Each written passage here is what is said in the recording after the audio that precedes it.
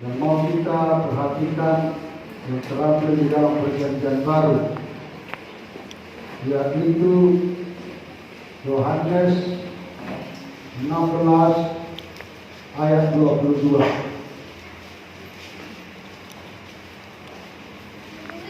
Firman Tuhan yang terakhir di dalam Yohanes 16 ayat 22.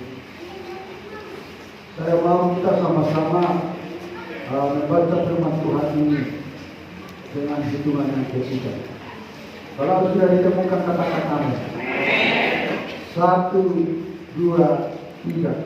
Demikian juga kamu sekarang diikuti dengan gelap, tetapi aku akan melihat kamu lagi, dan hatimu akan bergembira, dan tidak ada seorang pun yang dapat merampas gembiraku daripadaku. Puji Tuhan. Haleluya. Saudara yang dikasihi Tuhan, firman ini yang disampaikan oleh Rasul Yohanes, di mana firman Tuhan ini mengatakan bahwa kamu sekarang diliputi duka cita. Berbicara dengan duka cita, pasti kita semua tidak menyukai.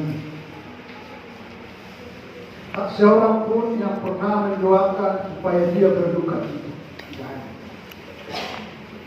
Tapi orang selalu menginginkan kiranya duka cita itu dijauhkan oleh Allah, dijauhkan oleh Tuhan dari tengah kehidupannya, bahkan dari keluarga. Tapi sering kita lihat, saudaraku, bahwa duka cita itu tetap ada. Duka cita itu tetap hadir. Duka cita itu selalu menghampiri setiap orang. Oleh karena itu, saudara, firman Tuhan ini mengingatkan kita, mengajari kita hari ini bahwa Tuhan katakan, aku akan melihat kamu lagi, dan hatimu akan bergembira, dan tidak ada seorang pun yang dapat merampas kegembiraan itu daripada. Artinya Bapak Ibu Saudara yang dikasihi oleh Tuhan, ketika kita mengalami duka cita itu,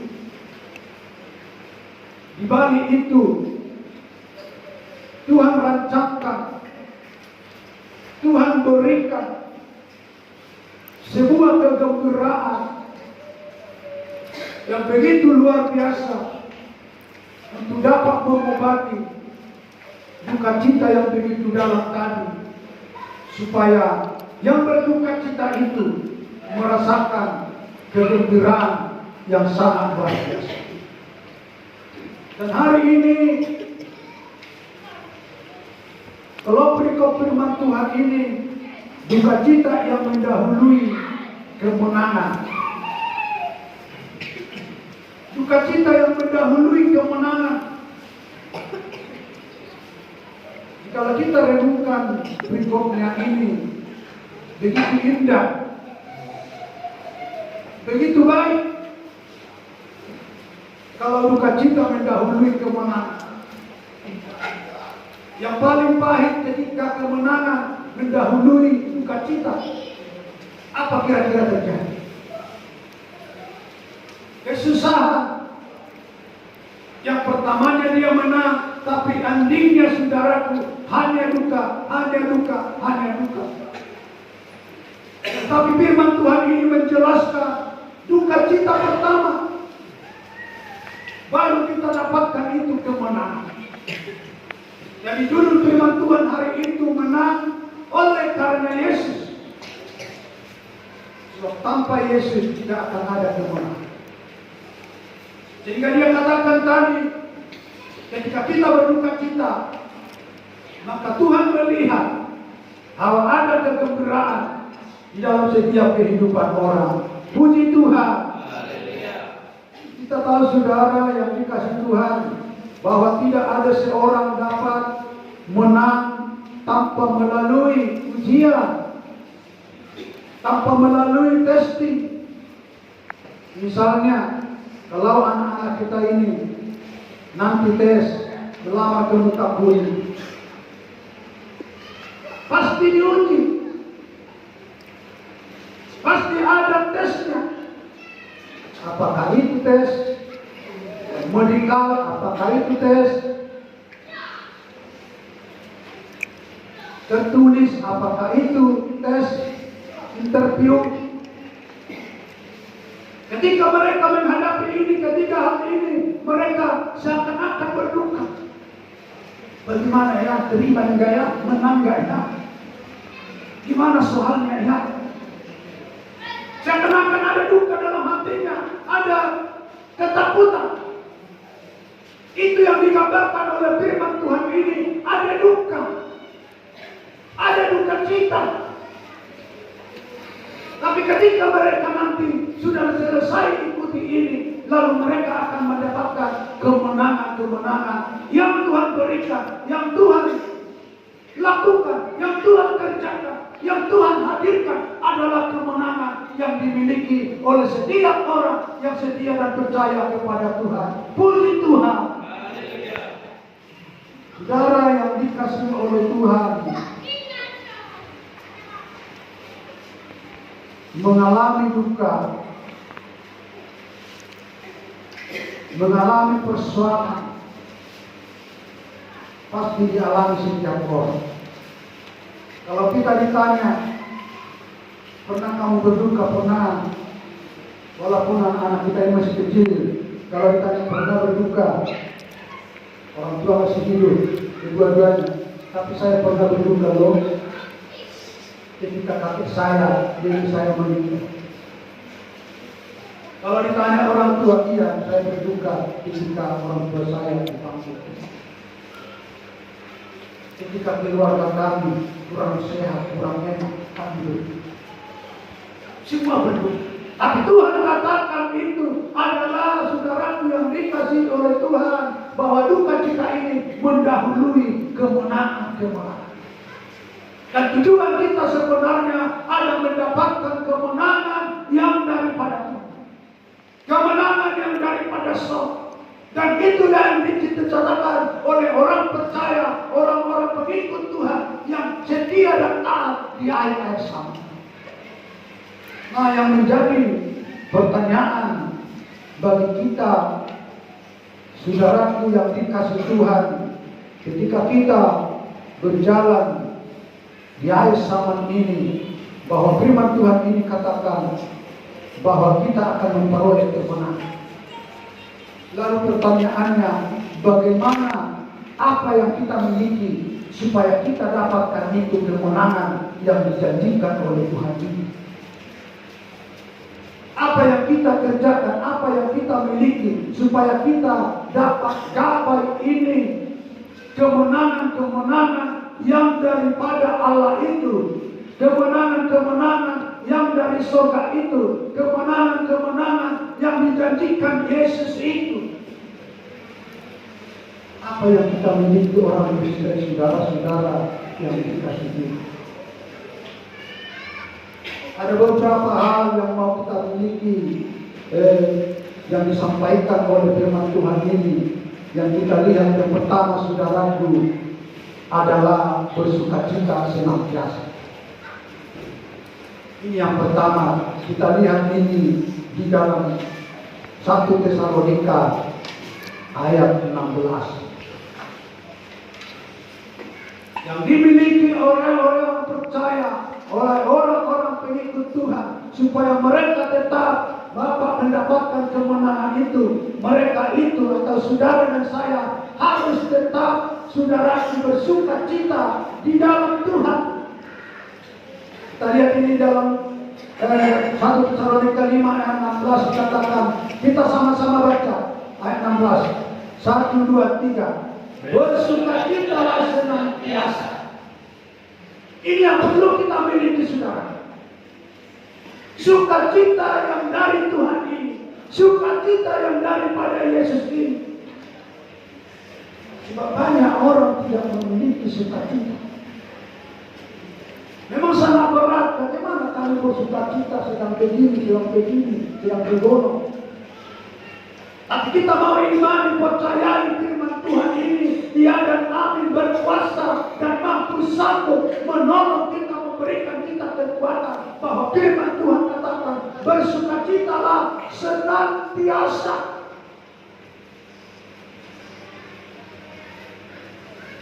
Maka bersukacita ini, dan ini pernah dirasakan oleh Rasul Paulus dan dialami oleh Rasul Paulus.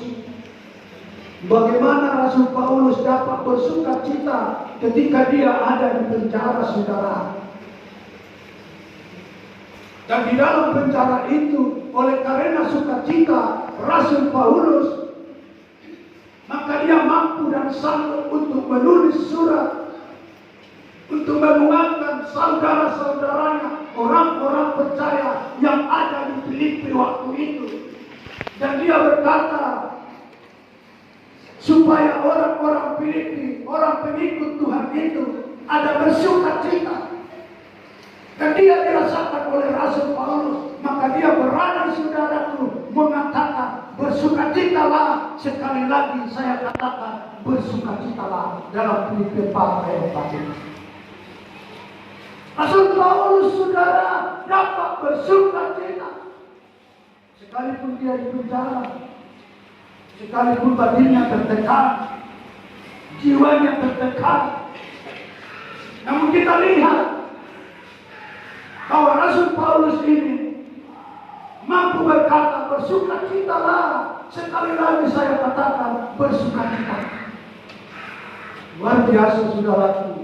Ketika orang bersukacita ini, maka orang itu dapat melewati setiap ujian, persoalan yang mereka alami pada saat-saat tertentu itu. Dan di sana, saudaraku, mereka akan mengalami yaitu kemenangan yang daripada Tuhan. Puji Tuhan. Ya era zaman ini kita sering mengalami duka. Tidak lain atau apa yang dapat kita lakukan selain daripada adanya bersukacita. Inilah kekuatan kita sebenarnya. Inilah kekuatan saudara, inilah kekuatan saya, inilah kekuatan anak-anak Tuhan. Hanya bersukacita. Ini saudara-saudara yang dikasihi. Dan lalu dengan terjadi keseluruhan berduka. Dukanya bahwa orang rumah ini, setahu saya, seingat saya, selalu mengalami sakit penyakit. 20 atau 30 tahun kami berkeluarga, sering sakit. 2 tahun kami berkeluarga, dulu ibu ini mengalami pening kepala, borek, hari bukan borek. Satu lagi paramek harus makan dia itu tiap hari. Dan pernah dia campur itu paramek, lantaran tak ada air, dia minum itu kaki 3. Lalu dia pusing dan jatuh. Dan orang saudara-saudara dia dikasih. Dia pikir itu air sampai tidak begitu. Bening sama dengan air putih, oleh yang begitu dengan air putih. Padahal itu berlawanan dengan obat-obat yang kimia, saudara-saudara. Kenapa saya sampaikan ini? Supaya ini menjadi pelajaran dari kita semua. Kalau nanti saudara mau minum obat-obat kimia, jangan sempat campur itu dengan kaki 3. Walaupun itu mobil seperti air, bahaya. Dan saudara-saudara yang dikasih Tuhan, sampai sekarang orang rumah selalu sakit. Selalu sakit. Lalu seperti firman Tuhan yang bulan-bulan yang lalu, apakah dia tidak berdoa? Kata Rasul Paulus, 3 kali, berkali-kali saya berdoa, tapi duri-duri itu tetap. Saudara-saudara yang dikasih Tuhan, lalu saya sampaikan kepada orang rumah, tahu nak pola saya saya ini, ada sukacita mereka, lama ini berjanji kata dua, tapi kamu kena pindah. Saya sampaikan demikian. Boleh muatan, mengenai apa? Saya mau hindar hal berjanji itu, kalau saya katakan tidak ada berkah. Bahwa tidak hari yang lalu dia lemah lagi. Hari Kamis itu yang hujan satu hari itu kami berangkat jam 8 di Elizabeth, pulangnya hampir setengah 4. Banyak orang berubah. Saudara-saudaraku, dan kita anak-anak Tuhan, bahwa sesungguhnya kita tidak akan lepas dari duka cita itu. Tapi saudara, duka cita itu bukan menjadi masalah bagi kita, tapi itu dapat kita lewati sesuai dengan firman Tuhan. Ini adalah duka cita itu. Ketika kita bersuka cita, maka duka cita itu dapat kita lewati. Pribadi lepas pribadi, keluarga lepas keluarga. Sebab kita tahu Tuhan ada menyertai kita. Puji Tuhan. Saudaraku yang dikasih Tuhan, seperti yang katakan Rasul Paulus ini, hendaknya kita bersuka cita senantiasa. Sekali lagi saya katakan bersuka cita. Kita baca ini Filipi 4 ayat 4, supaya ini kita ingat nanti ketika kita pulang dan kita mengalami masalah ini. Filipi 4 ayat 4, 1, 2, 3. Bersukacitalah senantiasa dalam Tuhan. Sekali lagi kukatakan bersukacitalah. Ini nanti langsung ingat ini ayat firman Tuhan. Ketika bapak, ketika ibu, ketika saudara-saudari ada mengalami duka, apakah itu di pekerjaan, apakah itu di tempat kos, apakah itu di mana, yang menjadi kekuatan kita hanya kita katakan bersukacitalah senantiasa. Kita katakan kepada diri kita bersukacitalah senantiasa. Ketika diri kita ini ada bersukacita, maka di sana akan ada kegembiraan, maka di sana akan ada kesukaan, maka di sana akan ada keberanian. Berani kita melangkah akan apa yang terjadi di dalam setiap kehidupan kita. Maka lewat itu saudaraku, kita akan diberikan kekuatan yang luar biasa yang dari Tuhan. Saudara yang dikasih Tuhan, bahwa kita memiliki kekuatan oleh karena sukacita daripada Tuhan kita. Jadi kita bersukacita karena ada sukacita surgawi yang memenuhi hidup kita. Ketika kita itu bersukacita itu, maka di sana ada sukacita surgawi yang memenuhi hidup kita ini, yang bersumber, yang datang, yang turun dari Bapa di surga. Sebab Dia paling suka melihat orang yang bersukacita.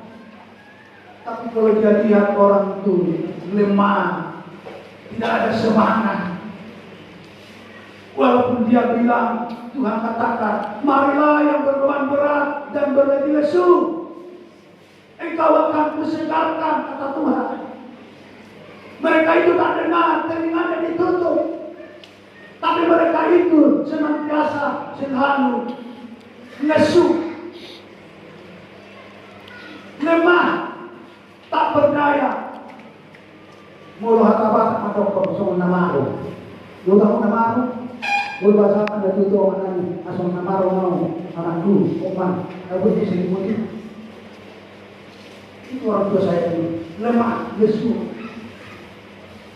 Lalu tadi pagi saya mau pergi di gereja.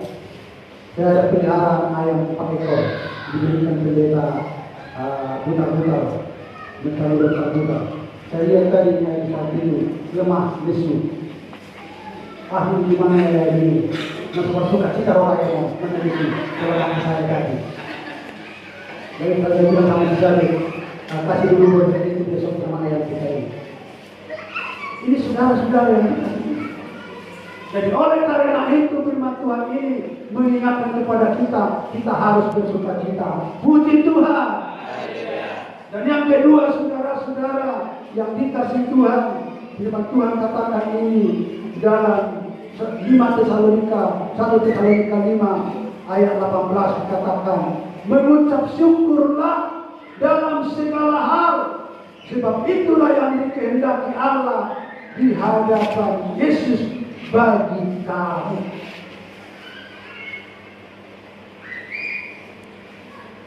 Itu yang ketiga. Yang kedua, tetaplah berdoa.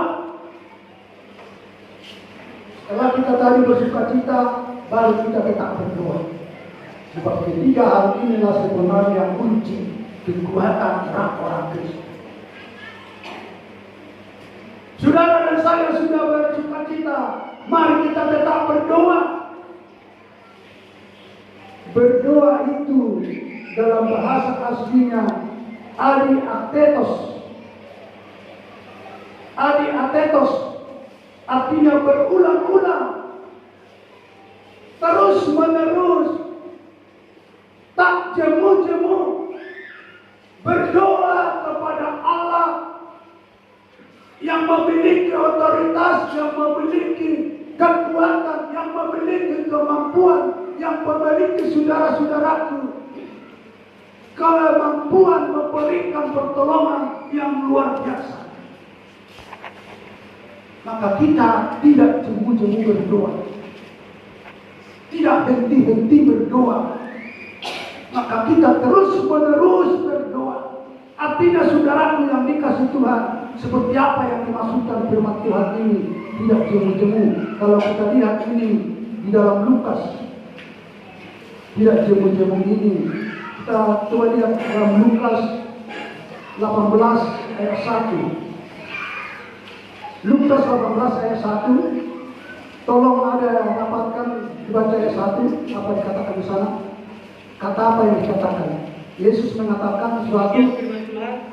Yesus mengatakan suatu perumpamaan kepada mereka untuk menegaskan bahwa mereka harus selalu berdoa dengan tidak jemu-jemu. Ya.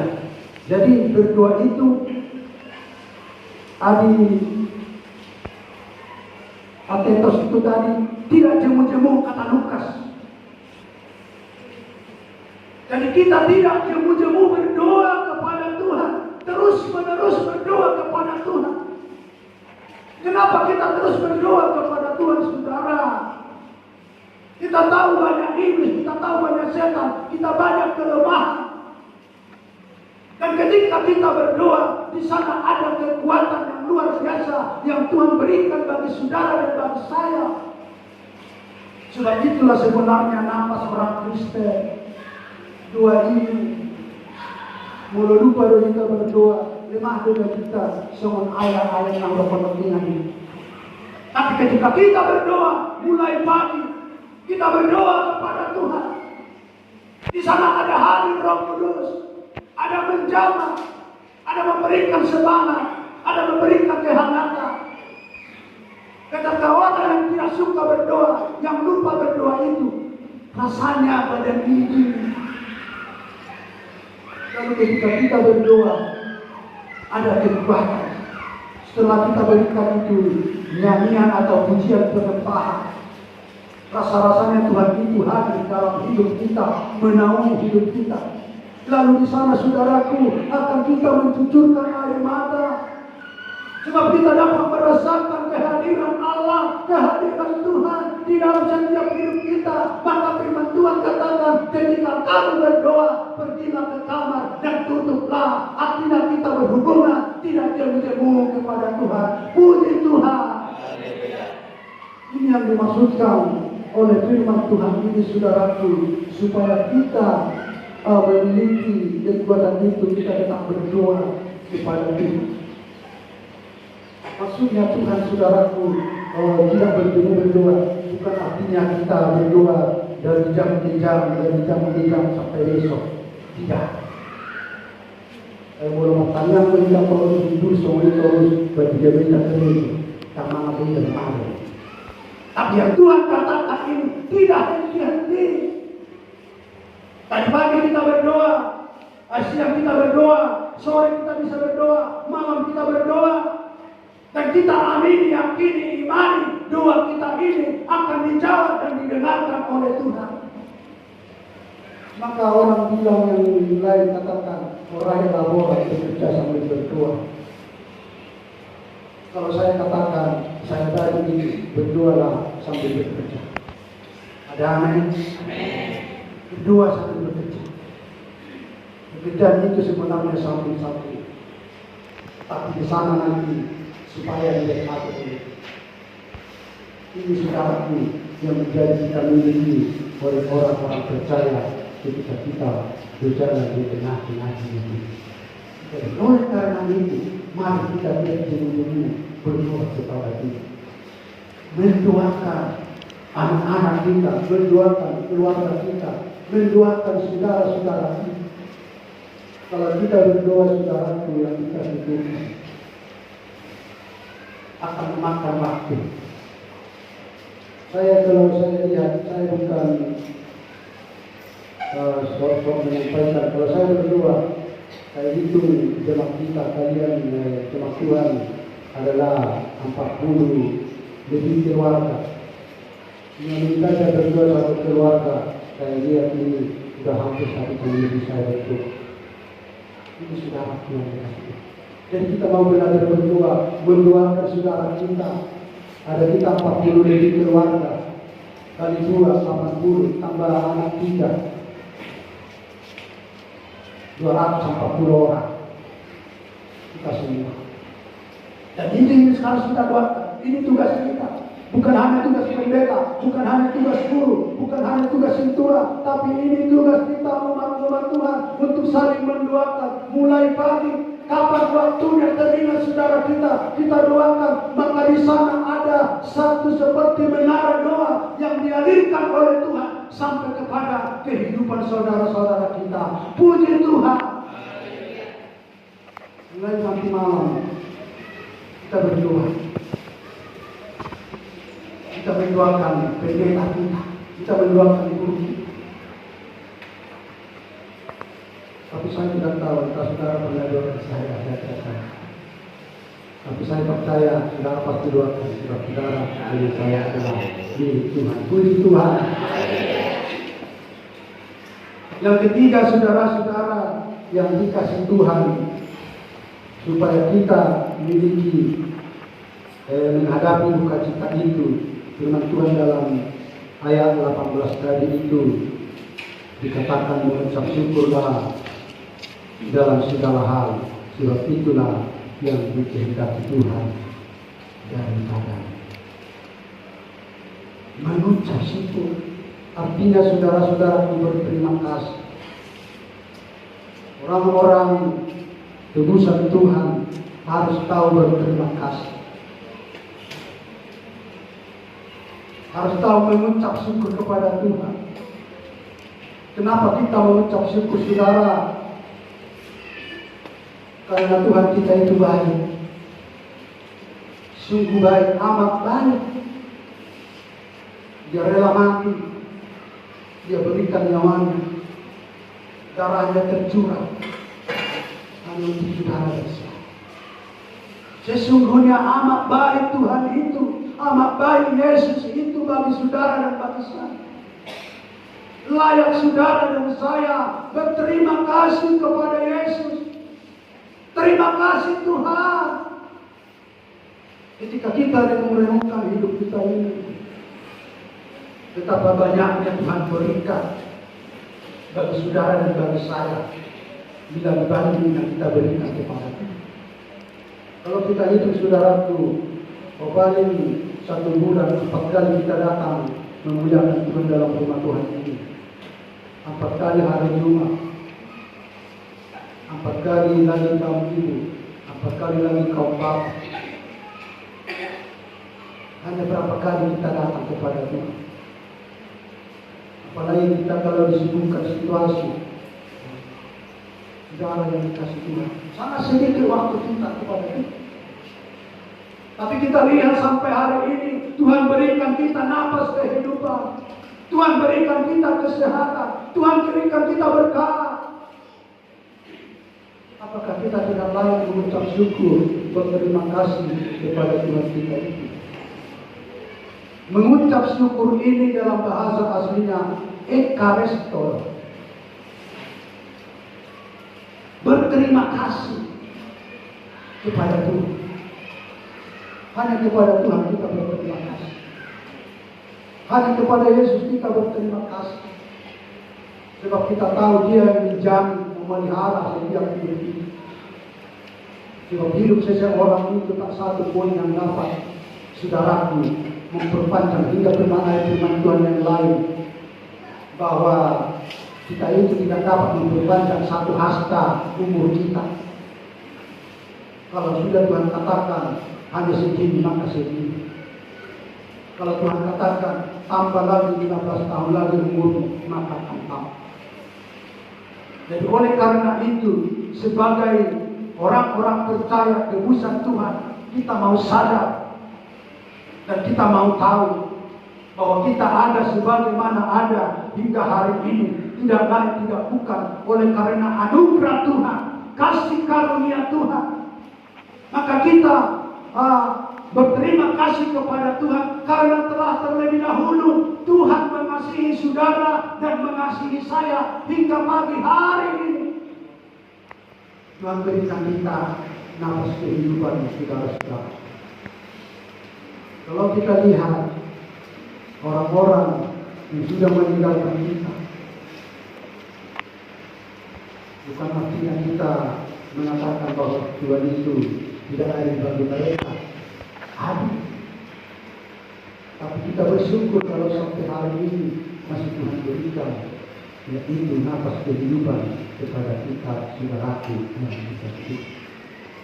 Kita mau sadar mengerti bahwa Tuhan kita Allah itu adalah yang baik, yang kita sembah dalam nama Yesus, Mesias kita, Juru Selamat kita.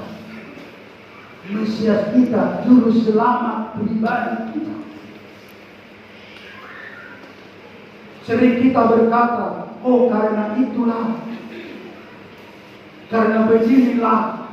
Tapi sesungguhnya Tuhan itu tidak pernah merancangkan rancangan yang tidak baik bagi anak-anaknya. Tapi rancangan Tuhan itu rancangan damai sejahtera, penuh masa depan yang cemerlang yang Tuhan rancangkan kepada kita. Yang penting bagi kita, mau kita dipimpin, diarahkan oleh Tuhan sesuai dengan kehendak Allah, sesuai dengan kehendak Tuhan. Jangan kita pakai kehendak kita. Ketika kita pakai kehendak kita, maka sungguh-sungguh akan berlawanan dengan kehendak Tuhan. Maka kita itu, saudaraku, tidak akan pernah mendapatkan, merasakan yaitu ucapan syukur dan terima kasih kepada Tuhan. Tapi ketika kita berkata seperti kata Yesus, kehendakmu lah yang terjadi, maka Tuhan akan berikan itu kehendaknya bagi kita. Yang sekalipun itu, saudaraku, begitu pahit, begitu seakan-akan tidak kita terima, tapi sesungguhnya itu adalah indah dan enak diberikan Tuhan. Maka Tuhan katakan itu dipasangkan kepada kita, tapi sesungguhnya itu ringan. Ketika kita bersyukur, ketika kita bersukacita, ketika kita berkata kehendakmu terjadi. Tuhan berikan itu bagi saudara dan bagi saya. Tapi itulah sebenarnya untuk dapat melatih saudara dan saya menjadi kuat dan mampu dan tangguh untuk menghadapi segala sesuatu yang terjadi. Bahwa Tuhan tahu, Tuhan mengerti apa yang kita alami ini belum seberapa, tapi pada saatnya waktu nanti anak manusia ini datang, ada lagi kesusahan lebih berat. Tapi ketika saat ini saudara dan saya sudah mulai dilatih, sudah mulai mampu, maka disitulah saudaraku bahwa kita akan dikatakan menjadi pemenang. Puji Tuhan.